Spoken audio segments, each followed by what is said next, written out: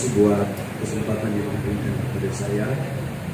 Sebelum saya menyampaikan firman Tuhan, ada sedikit pesan Ketua Majelis Daerah dari pagi di telepon saya. Dia bertanya ada pelayanan di mana hari ini. Jadi saya ada pelayanan Natal di PDI dan Pendeta Isar Sentul antara wilayah. Nah, pesan yang dia sampaikan, tolong sampaikan selamat hari Natal kepada seluruh hamba Tuhan yang ada di wilayah yang ada dan seluruh jemaat GPDI Eklesia Palau Nanda Asri 2. Jadi ada ucapan selamat dari Ketua Majelis Daerah untuk kita semua yang ada pada sore hari ini. Puji Tuhan, saya berterima kasih kepada Tuhan karena Tuhan baik dan memberkati saya, memberi kesehatan, kekuatan, sukacita, berdiri di hadapan orang-orang yang hebat dan luar biasa yang ada hari ini, khususnya jemaat GPD Eklesia yang benar-benar memiliki satu kreativitas yang tinggi, yang tidak bisa memberikan akses terhadap apa yang mereka kerjakan hari ini. Gembala aja nggak tahu, itu gembala nggak tahu, apalagi kalau gembala tahu lebih hebat. Gembala aja nggak tahu itu sudah hebat dan luar biasa, apalagi gembalanya tahu. Terima kasih kepada Tuhan dan terima kasih kepada gembala jemaat yang ada di tempat ini, Bapak Pendeta Isar Sianturi, yang memberikan kesempatan kepada saya untuk mengambil bagian dalam pelayanan perayaan Natal di sore hari yang indah ini.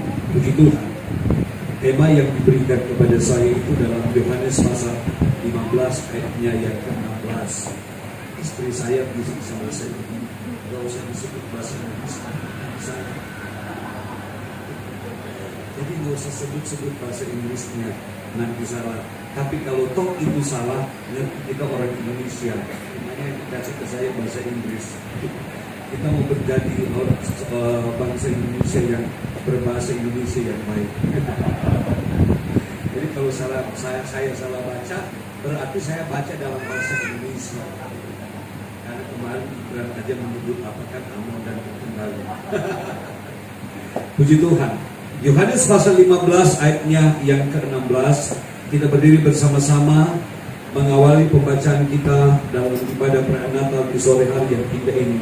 Yohanes pasal 15 ayat yang ke-16. Hari ini kita baca bersama-sama 2-3. Bukan kamu yang memilih aku, tetapi akulah yang memilih kamu, dan aku telah menetapkan kamu supaya kamu pergi dan menghasilkan buah, dan buahmu itu tetap, supaya apa yang kamu minta kepada Bapa dalam namaku diberikannya kepadamu. Puji Tuhan. Silakan saudara dulu. Kalau bicara soal pilihan ini, kita masing-masing pernah diperhadapkan dengan apa yang namanya pilihan. Benar atau betul? Kita bahkan setiap hari kita itu diperhadapkan dengan apa yang namanya pilihan.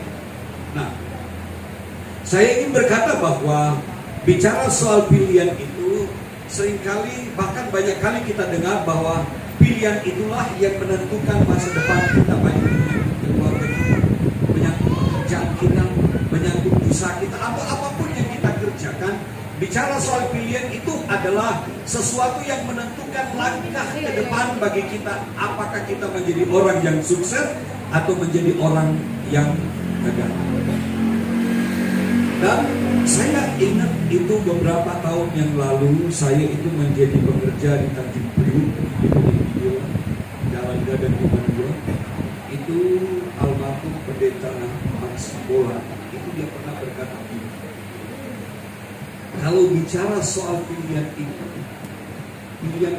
sudah ditentukan oleh Allah dalam kehidupan seseorang itu sejak dari kandungan.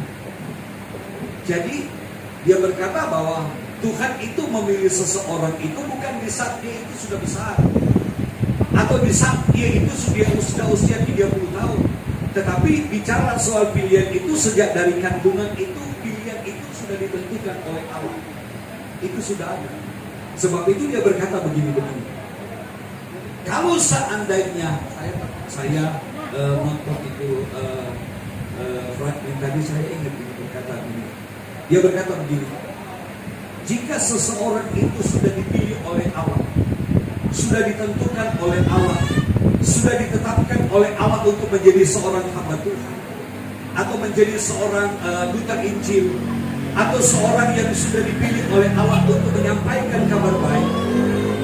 Dalam perjalanan hidupnya sejak dia lahir itu melewati satu proses yang panjang. Banyak hal, banyak tekanan, banyak tantangan yang dia hadapi, sampai pada akhirnya dia menjadi seorang yang bukan sesuai dengan apa yang diinginkan oleh firman Allah, tetapi bertabrakan dengan apa yang menjadi kehendak Allah. Dan dia berkata begini bahwa, tetapi satu hal yang perlu kita ingat itu bahwa siapapun dia, apapun latar belakangnya, walaupun dia itu adalah seorang penjahat kelas kakap, seorang yang melakukan satu kesalahan yang bisa dikatakan sangat susah dan sulit untuk mau diampuni, tetapi kalau dia sudah dipilih oleh Allah, kalau dia sudah ditetapkan oleh Allah, kalau dia sudah ditentukan oleh Allah, maka dimanapun dia berada, itu Tuhan akan panggil dan tarik dia, keluarkan dia di sana, dan kembalikan kepada jalan yang ditentukan oleh Allah sejak dia ada di dalam kandungan. Walaupun ada di penjara, Tuhan pilih dia, Tuhan tetapkan dia. Karena saya ingin berkata begini bahwa bicara soal pilihan, di depan kita kan itu ada pilpres, ya kan? Ada pilpres, ada 3 kandidat yang dipilih. Saya tidak kampanye, ini cuma apa doang. Nah, bicara soal pilihan dalam hal yang satu ini, kita itu bisa diintervensi oleh orang lain. Seharusnya kita pilih nomor 1, atau seharusnya kita pilih yang nomor 2, atau seharusnya kita pilih yang nomor 3. Akhirnya datang orang itu bicara kepada kita, kamu kalau mau pilih yang nomor 1 begini, kamu kalau pilih yang nomor 2, aduh masalahnya dia seperti ini. Kalau kamu pilih yang nomor 3, aduh begini dan begini dan begini. Karena istilahnya begini, seseorang itu kalau mau mempengaruhi kita, yang dinomorkan itu, yang ditonjolkan itu adalah apa? Negatif. Iya. Kalau seseorang itu mau mempengaruhi kita, yang disampaikan itu adalah sesuatu yang bukan sesuatu yang baik, tetapi sesuatu yang tidak baik, dengan harapan agar supaya apa yang dia sampaikan kepada kita, kita itu bisa terobsesi, terpengaruh dengan apa yang dia sampaikan, dan pada akhirnya pilihan kita itu bukan menurut keinginan hati nurani kita, tapi berdasarkan intervensi dari orang yang ada di sekitar kita. Itu pilihan manusia. Tetapi kalau kita bicara soal Allah yang memilih, kalau kita bicara soal Allah yang menetapkan, kalau kita bicara soal Allah yang menentukan pilihan itu, saya ingin berkata kepada kita sendiri bahwa yang memilih saudara dan saya itu adalah Allah sendiri. Katakan amin. Yang memilih dan menetapkan saudara untuk menjadi seorang anak Tuhan itu adalah Allah sendiri. Nah, kalau seandainya Allah itu memilih kita, saya ingin berkata begini bahwa Allah itu memilih saudara dan saya, menetapkan kita, itu bukan tanpa tujuan. Amin. Kalau Allah menentukan kita, kalau Allah memilih kita, kalau Allah menetapkan kita itu sejak dari kandungan kita, dari kandungan ibu kita itu sudah ditentukan oleh Allah, sudah dipilih oleh Allah, itu dengan satu maksud dan tujuan. Allah memilih kita itu ada tujuan. Sekali kan kita manusia itu ketika kita bincang-bincang karena memilih sesuatu itu menentukan sesuatu di dalam kita itu karena melibatkan emosi kita, melibatkan ego yang ada pada kita. Pada akhirnya ketika kita menentukan pilihan dan kita ditanya oleh orang, tujuan kamu memilih itu apa? Kamu nggak tahu jawabannya apa. Kita nggak bisa mempertanggungjawabkan seringkali. Kita itu nggak bisa mempertanggungjawabkan itu pilihan kita. Karena pilihan itu berdasarkan intervensi dari orang lain. Tetapi saya katakan tadi bahwa kalau Allah yang memilih kita, kalau Allah yang menetapkan kita, Allah sendiri yang memilih kita, dan firman Allah berkata bahwa Allah itu memilih kita itu dengan satu maksud dan tujuan. Dan di dalam menentukan pilihan itu, saya ingin berkata kepada saudara bahwa dalam menentukan pilihan itu atau menetapkan kita, Allah memilih kita, menjadikan saudara sebagai satu pribadi yang diberkati oleh Tuhan, menjadikan saudara sebagai seorang yang menjadi kepanjangan tangan Tuhan menyampaikan kabar baik. Saya ingin berkata kepada saudara bahwa Allah itu dalam menentukan pilihan, menetapkan saudara dan saya menjadi umat pilihannya, umat ketebusannya Dia. Itu Allah itu tidak bisa diintervensi orang-orang lain. Amin. Tidak ada yang bisa mengintervensi Allah untuk menetapkan saudara, untuk memilih memilih saudara, menyelamatkan saudara, itu gak ada yang bisa mengintervensi.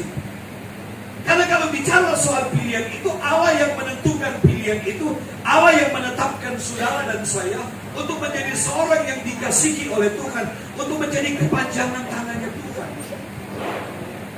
Saya yakin gembala di tempat ini juga tidak ada rencana untuk ada di malam ganda asli. Karena setiap tahun jadi cerita. Saya juga kaget tiba-tiba ngomong dan berbicara. Tidak ada aneh, tidak ada apa, tiba-tiba ngomong.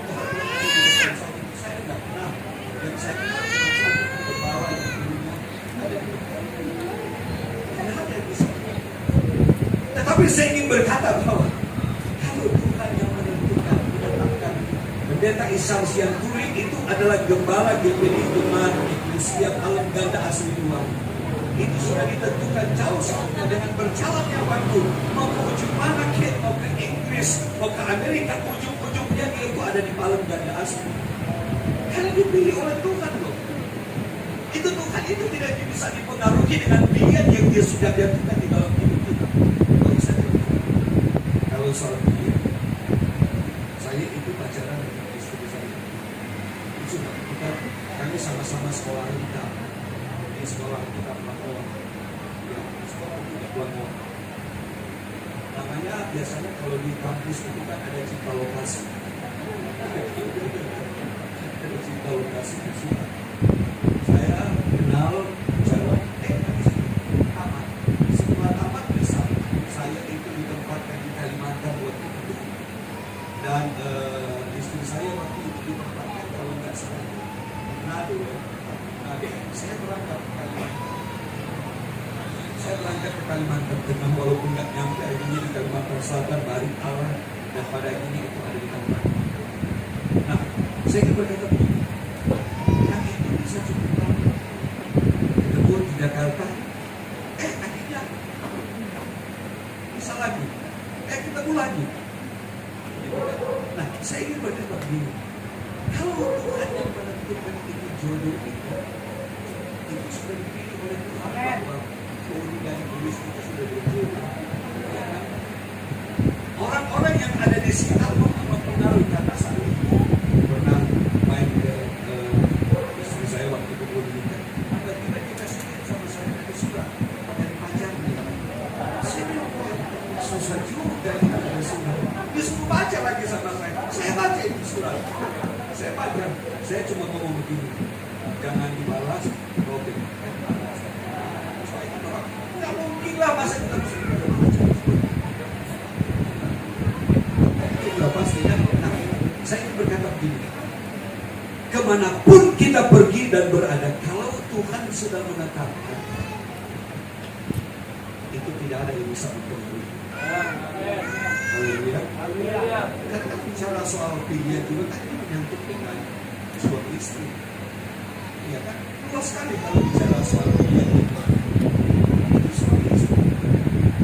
Nah, sebab itu saya ingin berkata bahwa walaupun dalam hal yang satu ini, tapi manusia itu bisa diintervensi oleh orang lain dalam menentukan pilihan sampai pada akhirnya di tengah jalan itu bilang pulangkan saja.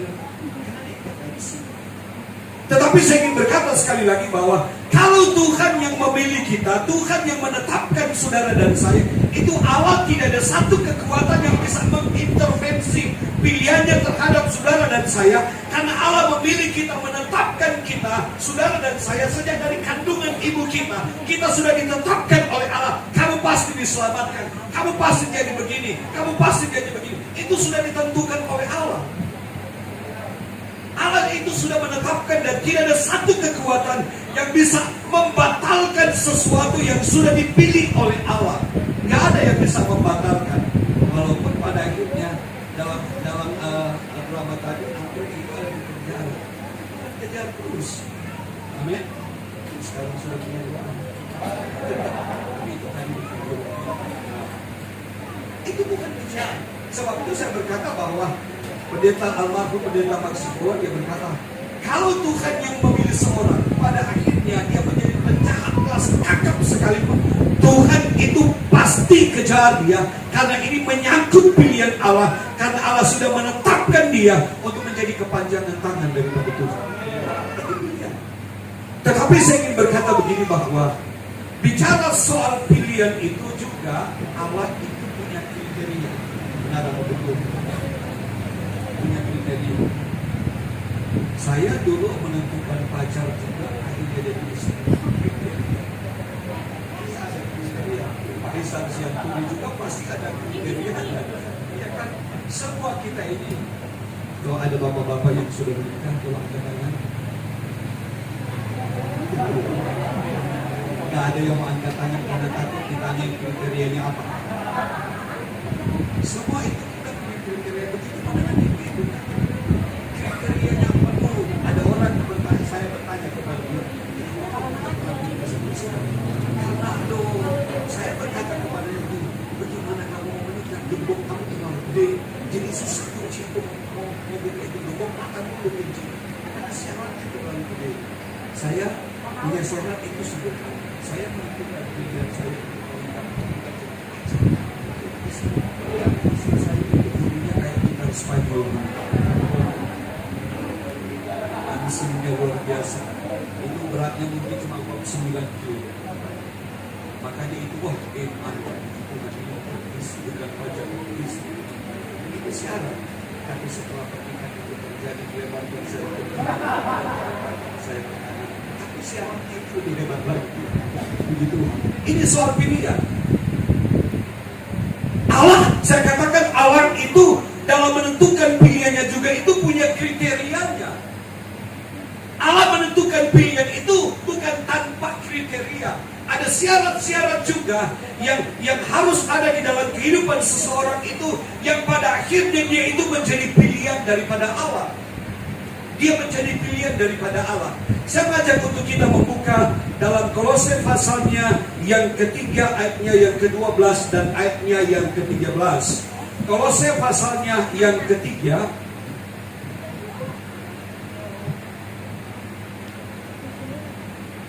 Kolose pasalnya yang ketiga, ayatnya yang ke-12 dan ayatnya yang ke-13. Sudah dapat semua, katakan amin. Kolose pasal 3, ayatnya yang ke-12 dan ayatnya yang ke-13. Kita baca bersama-sama, 2, 3. Karena itu, sebagai orang-orang pilihan Allah yang dikuduskan dan dikasihinya, kenakanlah belas kasihan, kemurahan, kerendahan hati, kelemah lembutan, dan kesabaran. Sabarlah kamu seorang terhadap yang lain, dan ampunilah seorang akan yang lain apabila seorang menaruh dendam terhadap yang lain. Sama seperti Tuhan telah mengampuni kamu, kamu berbuat jugalah demikian. Saya katakan tadi bahwa bicara soal pilihan Allah itu punya kriteria. Kita semua itu punya kriteria. Menentukan pekerjaan saja itu ada syarat yang kita lihat. Pertama, kalau saya mau pilih pekerjaan, saya tidak tergerak. Kantor saya itu harus tergerak.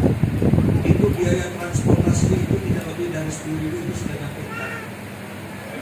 Memudahkan saya. Kalau bisa itu saya nggak kena macet dalam perjalanan. Itu kriteria. Segala sesuatu dalam kita menentukan pilihan itu ada kriterianya.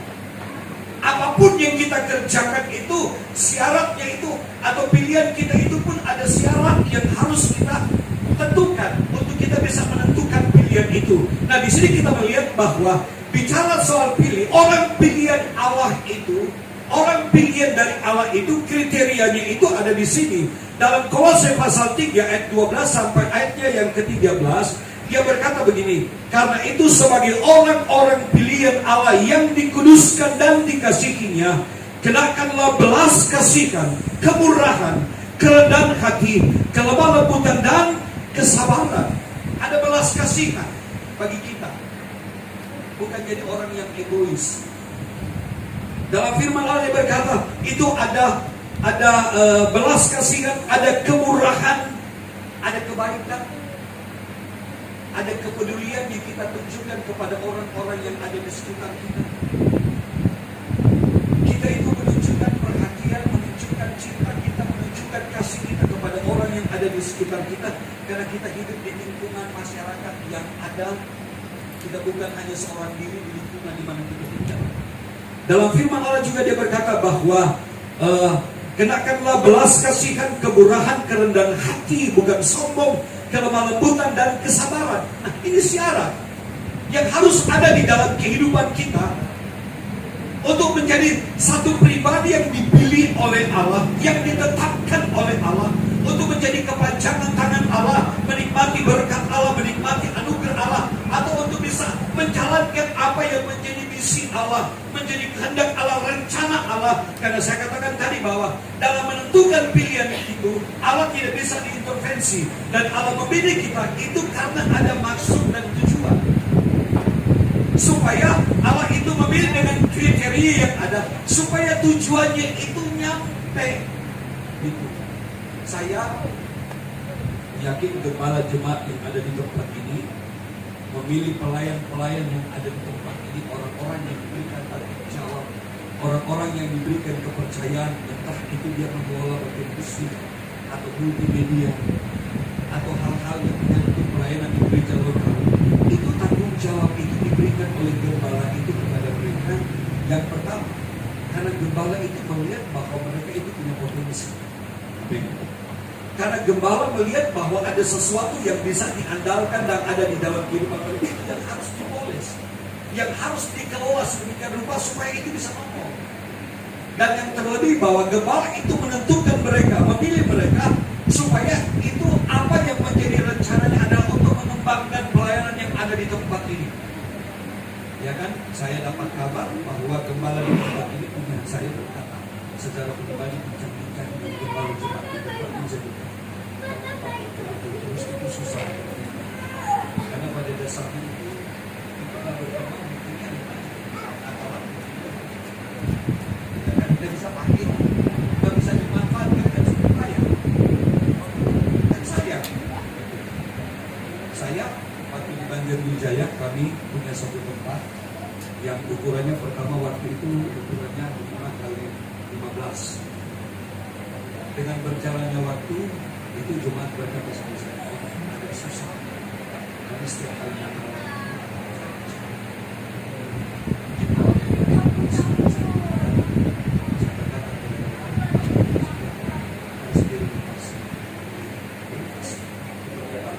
akhirnya jadi 11 kali 16. Kenapa itu bisa jadi 11 kali 16?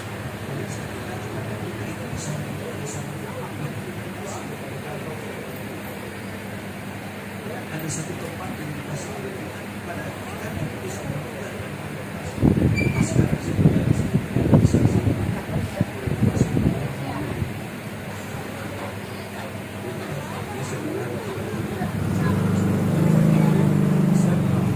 supaya lebih lebar lagi.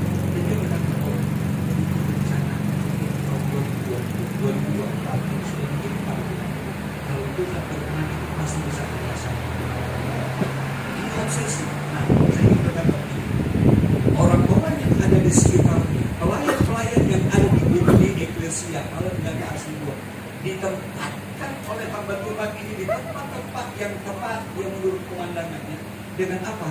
Supaya obsesinya, kerinduannya, rencana kita 2024 dapat terrealisasi. Haleluya. Kemarin suaranya kencing panas kan?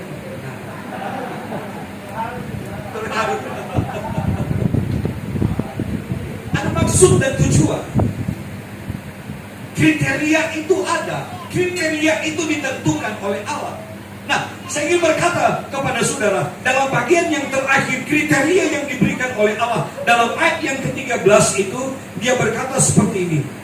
Sabarlah kamu seorang terhadap yang lain dan ampunilah seorang akan yang lain.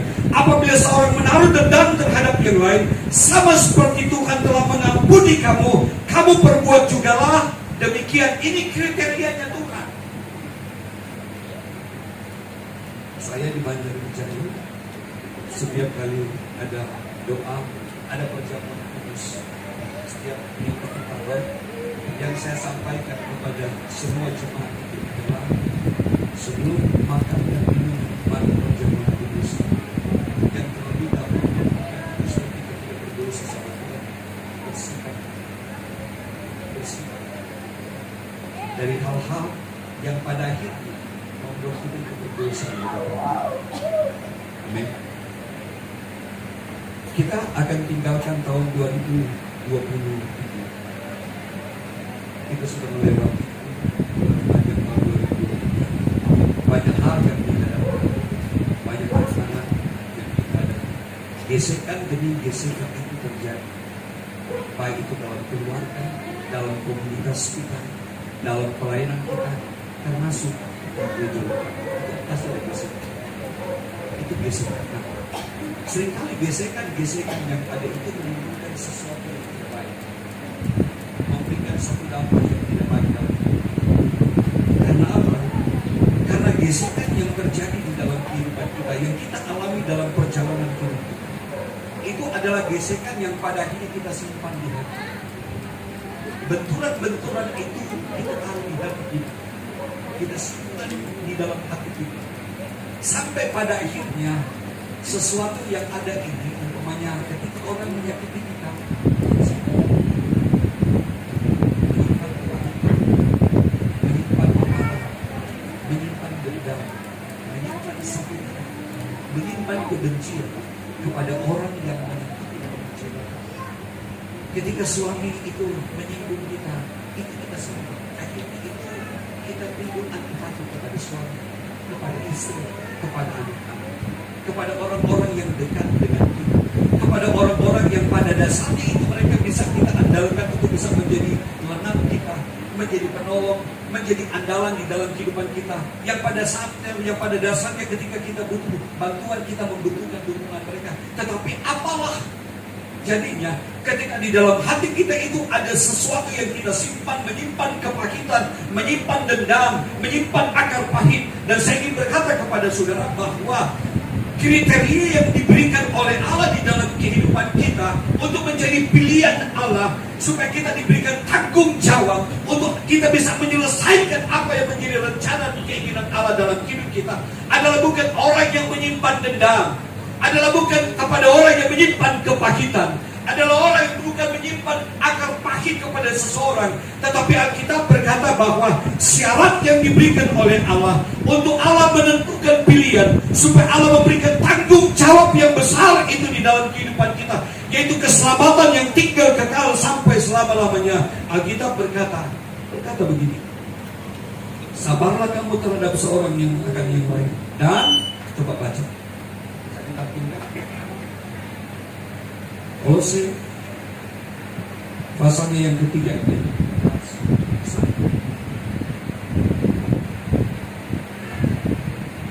Saya rindu kita baca bersama-sama, bukan cuma saya baca.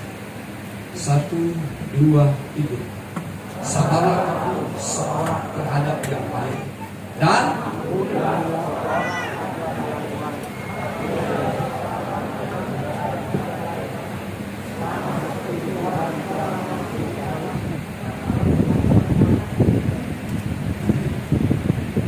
saya cuma ingin bertanya, berapa banyak di antara saudara pernah dikecewakan? Tolong katakan yang marah. Berapa banyak di antara saudara pernah dikecewakan?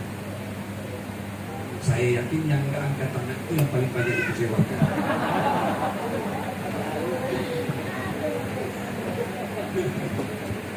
Saya cuma ingin bertanya satu tanya. Berapa banyak di antara saudara yang melepaskan kepada mereka yang pernah hidup? Haleluya. Haleluya. Karena saya ingin berkata begini, kita ini manusia yang jauh dari apa yang namanya sempurna. Sehebat-hebatnya Anda pun pernah hidup bersama. Amin. Sehebat-hebatnya kita pun pernah menyinggung perasaan orang lain. Dan kalau kita menginginkan supaya mereka bisa mengampuni kesalahan kita, lakukan hal yang sama. Kalau itu pernah terjadi dalam hidup kita. Haleluya. Karena firman Allah berkata ini syarat dari Tuhan, ini kehendak Allah.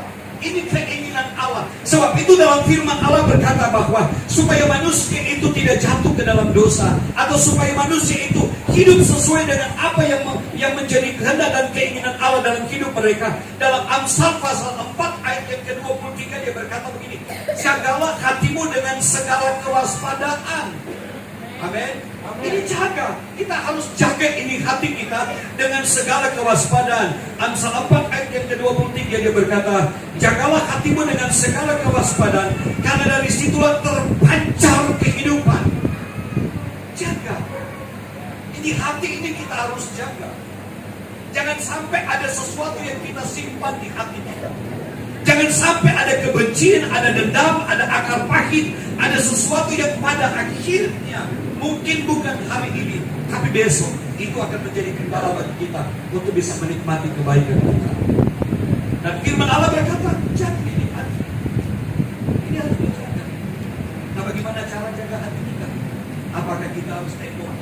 Jadi kita itu harus ada di dalam satu ruangan yang ditemboki dengan tembok yang tebal, untuk kita bisa menjaga jauh dari komunikasi kita dengan dunia luar, untuk kita bisa menjaga hati kita.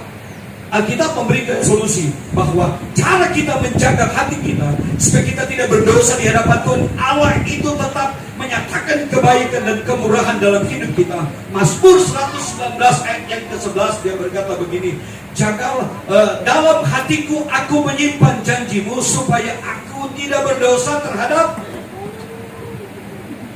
Bisa ditampilkan? Kita baca bersama-sama. Dalam hatiku aku menyimpan janjimu supaya aku jangan berdosa terhadap engkau, karena kan Allah itu tidak suka dengan dosa. Kita ini keturunan Allah, kita ini adalah orang-orang yang sudah dipilih oleh Allah. Allah itu memisahkan kita dari apa yang namanya dosa. Allah itu mengeluarkan kita dari apa yang namanya dosa.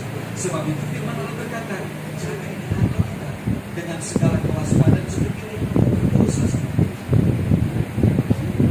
Dan ketika Allah itu menentukan pilihannya, pilihan itu jatuh kepada saudara. Haleluya. Kalau sekarang kan istilahnya kita mau menentukan pilihan, itu nilai itu berpengaruh sekali. Benar begitu. Nilai itu berpengaruh untuk menentukan pilihan itu. Suara mahal.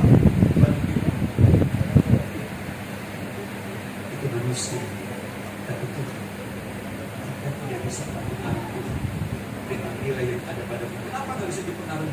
Karena apa yang kita punya itu Tuhan kok. Amin. Rahimnya Tuhan ambil semua. Itu Tuhan yang melakukan. Semuanya itu kepunyaan Tuhan. Semuanya itu milik Tuhan.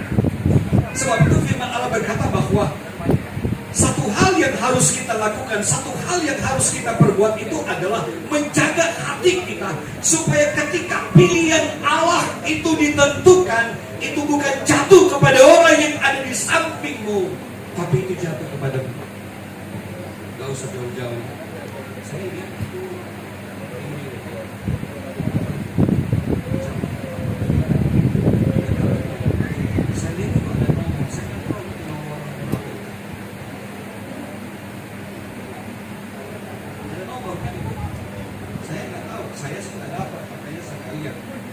saya kasih tahu supaya saya dikasih.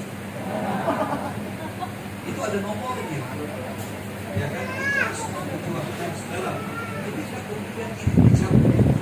Saudara itu ada di samping saudara itu nomor 451. Sedangkan saudara itu yang dapat itu 451. Sedikit lagi. Yang nomor 451.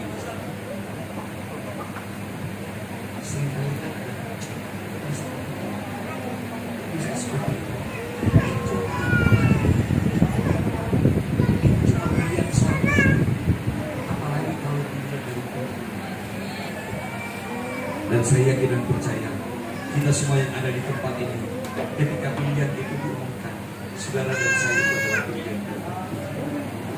Tidak bisa dipengaruhi. Saudara itu membayar berapa Tuhan, pilih saya Tuhan, dan saya transfer. Saya itu akan bayar berapa pun saya akan keluarkan. Itu tak berulang. Karena semua yang Allah semua apa yang menjadi pemilik kita itu adalah kepunyaan Tuhan. Itu saya katakan tadi, Tuhan tidak bisa intervensi dalam soal pilihan. Karena Tuhan yang menentukan itu pilihan. Tuhan yang menetapkan itu pilihan itu. Nah, sebab itu saya ingin berkata bahwa dengan kita melaksanakan atau dengan kita itu memiliki kriteria yang ditentukan oleh Allah, sampai pada akhirnya Allah memilih kita, Allah menetapkan kita menjadi pilihan Allah untuk melaksanakan apa yang menjadi rencana Allah itu dalam hidup kita. Kita tahu semua dalam proses penyelamatan itu, ketika manusia itu jatuh ke dalam dosa, itu karena Allah itu mengasihi manusia yang diciptakan oleh Allah dalam kitab Kejadian menurut gambar rupa peta dan teladan dari Allah, yang diciptakan sesuai dengan apa yang menjadi keinginan Allah. Dalam Allah menciptakan manusia, tidak ada yang mengintervensi dia. Manusia itu diciptakan menurut gambar rupa peta dan teladan daripada Allah. Tetapi ketika manusia itu jatuh ke dalam dosa, manusia itu hilang kemuliaan di hadapan Tuhan. Gambar Allah bagi manusia karena jatuh ke dalam dosa itu rusak sama sekali. Tetapi karena begitu besar kasih Allah dan maka dia mengutus anaknya yang tunggal. Dia lahir ke dalam dunia itu dengan satu maksud dan tujuan, untuk bisa mengembalikan kita ke arah jalan yang benar. Jadi Allah, saya katakan tadi, Allah itu dalam mengerjakan sesuatu yang menjadi kerinduannya itu, atau Allah memilih seseorang itu dalam yang sudah ditetapkan oleh dia, itu bukan tanpa maksud dan tujuan. Allah itu punya maksud dan tujuan. Nah, ketika pilihan itu terjadi dalam kehidupan kita sebagai orang yang percaya kepada Tuhan, firman Allah berkata dalam ayatnya yang ke-17 dalam Yohanes pasal 15 ini kerinduan. Ketika Allah memilih kita, ketika Allah menetapkan kita, ketika pilihan Allah itu jatuh kepada saudara, dalam Yohanes pasalnya yang ke-15 ayat yang ke-17 itu dia berkata begini, inilah perintahku kepadamu, kasihilah seorang akan yang lain. Amin. Ayat 16 itu adalah tema. Nah, ketika pilihan itu Allah memilih kita, Allah menetapkan kita. Ketika pilihan itu diberikan oleh Allah kepada saudara, yang harus kita lakukan adalah mengeksekusi apa yang menjadi kehendak Allah. Di dalam 1 Timotius pasalnya yang keempat ayat yang ke-12 ada satu tanggung jawab yang diberikan oleh seorang Paulus kepada Timotius. Dia itu muda. Orang menganggap remeh dia karena dia itu muda. Orang tidak memperhitungkan dia itu karena dia itu masih muda, masih ingusan, masih jauh dari apa yang diharapkan. Dalam soal pengalaman hidup itu masih seumur jagung. Dalam soal hal-hal yang dia jalani itu masih belum ada apa-apanya dengan yang senior-senior. Nah, di dalam 1 Timotius pasal 4 ayat 12, Paulus berkata kepada seorang Timotius, jangan seorang pun menganggap engkau rendah karena engkau muda. Dia dianggap rendah karena masih muda. Orang menganggap enteng dia karena dia itu masih muda. Tetapi Paulus menekankan hal ini kepadanya. Dia berkata, jadilah teladan bagi orang-orang percaya, orang yang menganggap dia rendah, orang yang tidak memperhitungkan dia.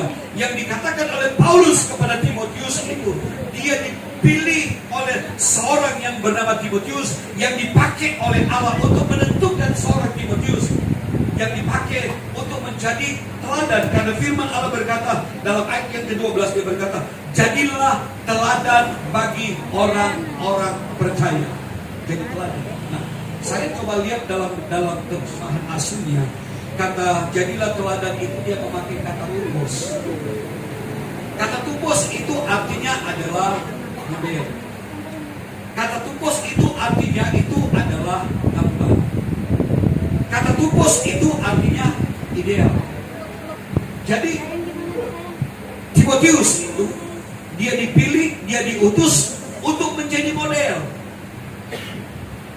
menjadi contoh, menjadi pola, menjadi ukuran dari orang-orang yang ada di sekitar yang tidak menganggap dia, yang tidak memperhatikan dia. Dia disuruh untuk menjadi model hidup.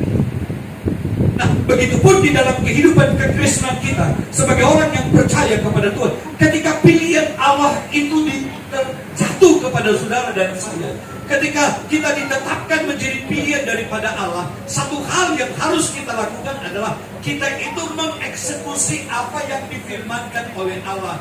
Pergi dan jadi teladan, dalam arti kata bahwa kita itu harus menjadi modelnya Tuhan di dalam dunia ini.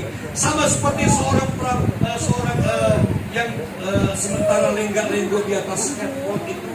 Nah, yang saya tahu bahwa seorang model itu, kalau dia itu ada di atas skateboard, ada sesuatu yang dia jual. Men, ada yang dia jual. Kalau seandainya yang menyewa dia itu adalah perusahaan baju atau jaket, dia itu pasti akan menggunakan itu jaket. Kalau yang menyewa dia itu adalah perusahaan sepatu, dia pasti menggunakan sepatu. Dan itu akan ditonjolkan supaya perhatian orang itu terarah dan tertuju kepada satu produk yang dia jual, kepada satu produk yang dia tawarkan lewat penampilan seorang model yang ada di depan. Dan saya ingin berkata kepada saudara, ketika Allah itu menetapkan kita itu bagikan seorang model yang itu sebagai alat di dalam hidup kita itu Allah menyelamatkan kita, Allah menerima kita, Allah mengangkat kita, Allah menerima kita, Allah menyelamatkan kita dengan satu maksud dan tujuan. Allah menjadikan kita sebagai model itu. Supaya apa? Kalau kita diselamatkan, suami pun harus diselamatkan. Kalau istri diselamatkan, anak-anak pun diselamatkan, suami diselamatkan, keluarga diselamatkan, orang-orang yang ada dekat dengan kita menikmati anugerah keselamatan. Karena pada dasarnya bahwa ketika kita itu menikmati pilihan dari Allah itu, kerinduan dan keinginan Allah supaya kita itu menjadi seorang pribadi yang berdampak, bukan memberikan satu dampak yang negatif, tapi satu dampak yang positif dimanapun kita pergi dan berada. Satu dampak yang positif dalam arti kata bahwa kehadiranmu dinantikan, kehadiranmu itu diharapkan, gak lengkap kalau gak ada lu. Karena kita itu memberikan satu dampak yang positif. Nah, kita harus dipilih untuk hal yang satu ini, supaya kita itu bisa menjadi kepanjangan tangan dari Allah. Jemaat yang ada di tempat ini, yaitu di Eklesia Palang Ganda Asri, Anda itu dipilih, Anda itu ditentukan untuk bisa menjadi model itu. Sama seperti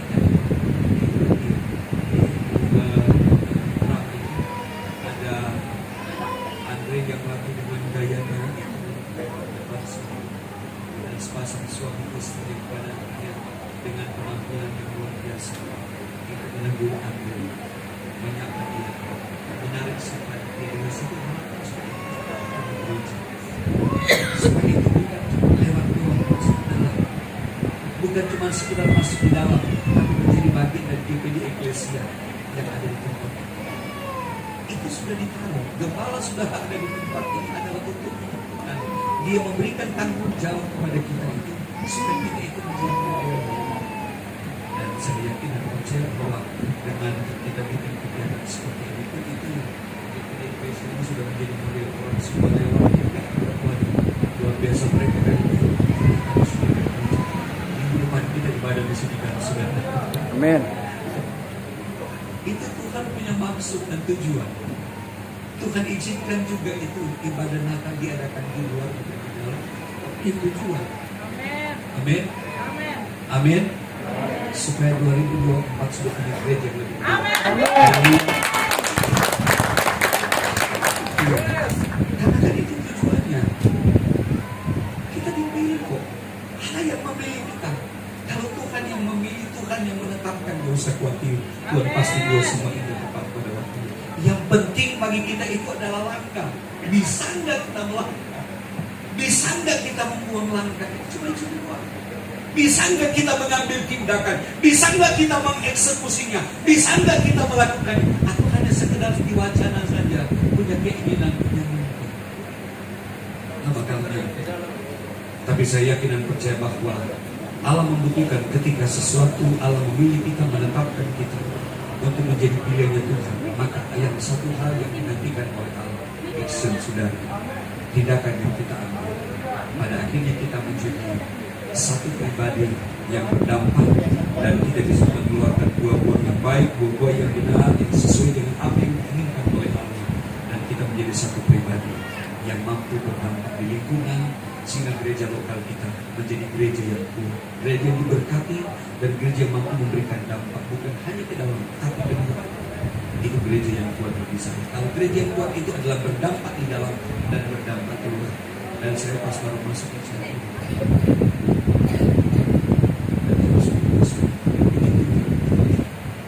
mereka satu-satu gereja sudah memberikan satu dampak yang positif.